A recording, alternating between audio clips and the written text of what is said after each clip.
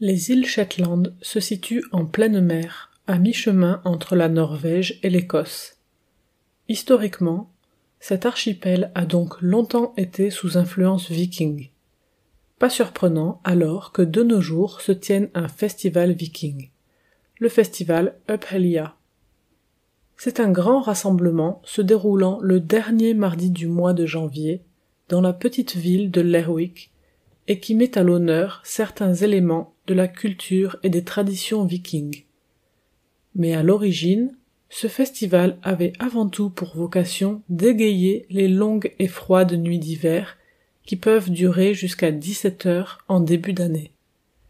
Initialement, cet événement consistait à marcher en procession joyeuse et chaleureuse pendant la nuit, à la lumière des flambeaux. La première marche en date a eu lieu en 1876, et pour l'occasion, les participants portent des costumes traditionnels vikings. C'est seulement quelques années plus tard, en 1889, que la première embarcation viking, c'est-à-dire un bateau viking, a vu le jour et a été brûlée en fin de procession.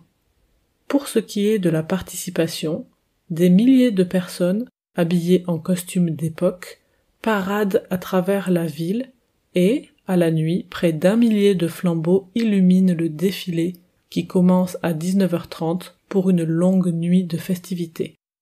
C'est la partie la plus spectaculaire du festival, car le feu donne à cet événement une dimension extrêmement visuelle et conviviale. Mais entre les torches flamboyantes, la musique traditionnelle, la danse, les costumes des participants et la nourriture, on peut dire que le festival offre un spectacle complet qui émerveille et comble les 5 sens.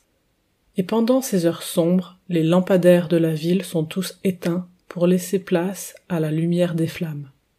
Si vous souhaitez vous y rendre, les plus pressés prendront l'avion, les autres le ferry pour une traversée d'environ 12 heures.